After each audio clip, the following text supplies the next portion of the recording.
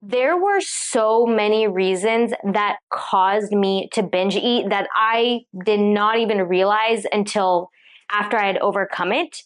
And so today I'm going to share with you the 10 reasons, amongst many others, that caused me to struggle with binge eating and what I had to do to overcome those obstacles. Now, if you are new to this channel, hello and welcome. My name is Vivian, but you can call me Viv. And I am so grateful to have you here. I'm assuming if you're watching this video, then you probably are struggling with some semblance of binge eating or overeating right now. And I will tell you right now that in those 10 years I struggled with it, I never thought that I would overcome it. I thought it was going to be something that I struggled with for my entire life, because after 10 years, you just give up hope. You would just assume that, hey, this is just who I am. But I'm sitting here right now telling you that I have an amazing relationship with food and my body, which I never thought would happen. So if it is possible for me, it is absolutely possible for you too. Now let's get into the 10 reasons that caused me to binge eat. Number one, the reason that kickstarted it all, and I think most of you can relate, is hardcore dieting and restricting. I remember growing up, I had two really tall friends who basically looked like Victoria's Secret models. And I felt like I was always shorter and a little bit more muscular and stockier. And I would say right now, being a muscular female is more of a trend, but back then it was not. Being stick thin, that was a trend. So that is ultimately what I wanted to achieve at 12 years old. I wanted to be stick thin, just like my tall friends. So what I did was I dieted hardcore. I cut out everything. I ate chicken and broccoli for every meal, eating 500 calories a day. And so when you do that, when you hardcore diet and restrict, most people struggle with binge eating. So that was number one. So obviously what I had to do to overcome that obstacle was to stop overly restricting myself. Yes, you do need to be in a calorie deficit to lose weight. But what I know now that I did not know then, because I was so young and naive, is that you can do it in a slow, steady, healthy, sustainable manner, being in a small calorie deficit, incorporating the foods that you love, which is exactly what I do with my clients, which will help you not just actually have enough nutrition through your weight loss goals, but actually have a positive relationship with food. So you're not constantly thinking about everything you're cutting out, which is also going to then lead to the binge eating. And depending on where you're at in your journey, you may need to let go of the desire to lose weight temporarily, just so that you can fix your relationship with food. Number two is thinking that foods were either good or bad. Now, let's be real. Yes, they put so much crap and chemicals in our food these days. However, if you're anything like me, thinking that foods are good or bad, it is not productive and it does not help you, because all it does is makes you want the bad, quote unquote, bad foods more. So it's not to say that eating unprocessed whole foods is not good for you. I absolutely believe it is. Yes, I think if you have a diet full of Oreos and ice cream, no, you're not going to have great health. However, again, just thinking that foods are good or bad, all it does is makes you want the bad food more. And so when I realized that, I had to let go of labeling foods and just understand that, you know what? Everything in moderation. I'm going to focus on mainly unprocessed whole foods that make me feel good and that I know support my health. But if I'm craving something, I can no longer label it as bad, because literally all that does is makes me want it more and then makes me want to binge eat on it. Whereas if I stop labeling it as bad or off limits and allow myself to have a small portion, then I can actually stop at that small portion and be healthier than when I was labeling foods as good or bad and then just binging on the bad foods. Number three, I was lonely. I'm an introvert and I did not make the effort to go make friends, to find a community that I felt I connected myself to. I would hole myself up in my home, on my computer. I loved video games. But you know what? All that eventually did was lead me to feel so lonely. And whenever I felt lonely, I would turn to food. It is hard to make friends. It is scary to make friends. What if they don't like me? What if I'm rejected? What if I waste time and energy trying to make friends that nothing actually comes out of it? These are all what ifs. But I had to face the reality that if I didn't make the attempt or the effort to find a community and find friends, I was going to stay stuck in my little lonely hole, only having my junk food as my friends. So overcoming that fear of rejection and fear of what if I put effort into this and it doesn't work out, I had to overcome those excuses so that I could finally go out, meet people. And you know what? Some friendships didn't work out, and that is okay. Life goes on, but just making the effort really did a lot for me in helping me overcome that loneliness and that binge eating out of loneliness. Number 4 was boredom. Whenever I was bored or had a lull in my schedule, food, alcohol.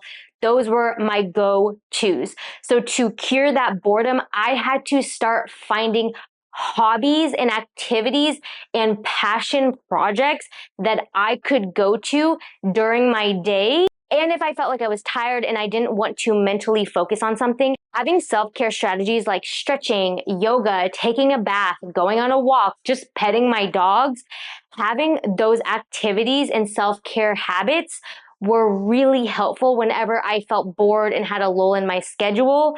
Because what I realized is life is short. I don't want to sit around just doing nothing when there are so many hobbies and projects and honestly chores that I need to get done that I've been procrastinating on. Life is too short. I can't waste my time. And when I finally realized that every second of my day is valuable time that I can use towards something positive, that completely changed my life. So that now I'm able to find productive, positive things during the lulls of my day and not use food as my substitute to fill up that boredom time. Number 5, this one was huge, procrastination. I procrastinated everything. Everything. I was such in the habit of procrastinating. If it was a hard task, procrastinate. If I had to clean, procrastinate. If I had to call my mom, procrastinate. Everything I procrastinated. And what did I procrastinate with? You guessed it, food. And I had to start getting myself into the habit of, if I need to do something, I will not put it off until later. It gets done now. As soon as I think of it and I know I need to do it, it gets done now. Oh, I need to clean my toilet. Clean it now. Oh, I need to fold laundry. Fold it now. Oh, I need to call the bank. Call the bank now. There is no later. There is just now. And that was a shift that has completely changed my life. And I procrastinate on nothing anymore. Number 6, lack of purpose and direction in my life. If you do not know what your purpose is right now, I want you to take a step back and ask yourself, what am I passionate about? And how can I contribute that passion in a positive way to the world? That question changed my life. I was always into nutrition and fitness. However, I never fully believed in myself that this was something that I could do as a living. I was scared that I would fail. I was scared that people would judge me if I put myself out there. But what I was doing before, where I was just doing a desk job that I was not passionate about, that was a massive contributor to my binge eating because I knew that I was basically just wasting my days on something that I didn't care about. And it wasn't until I asked myself, what am I truly passionate about? What can I contribute positively to this world? That I was able to finally throw myself into my true hobbies and my passion. That so much of my time now, I'm thinking about how I can better the world and contribute positively, where I'm not thinking about food 24/7, which is what happens when you are doing something that you don't like or love. Why would you think about it? You don't like it. So where does your mind go? Food. Number 7, lack of exciting hobbies. If your hobby right now is scrolling on social media, I'm speaking to you because that was me too. Scrolling on social media, grabbing a bag of chips, grabbing a glass of wine. If that is your hobby, you need to find something that lights your fire. A lot of my clients recently have actually picked up crocheting and they find they love that. For you, it could be gardening. It could be pickleball. I love pickleball.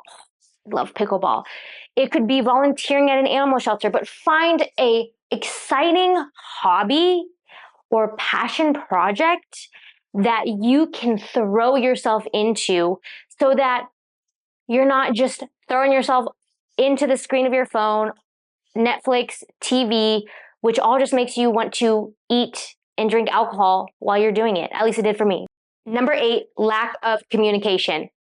There are foods that are harder to resist. They are built, they are made to be highly palatable and addictive. All right.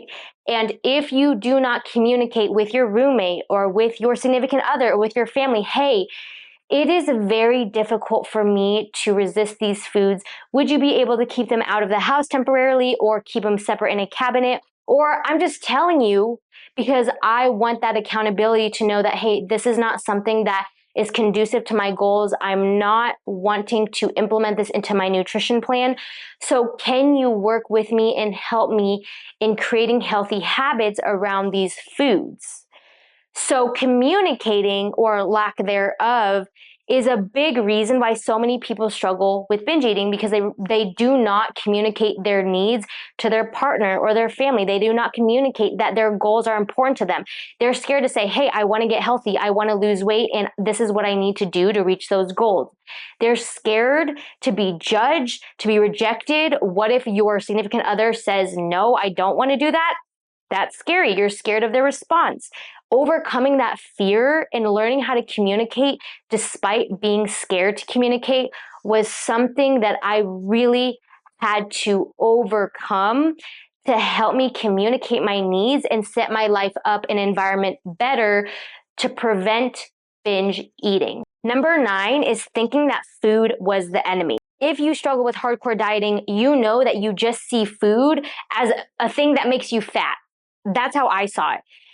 Now, what I've learned is that we need to see food as fuel. Without food, we would not have the energy to do all the amazing things that we get to do in a day.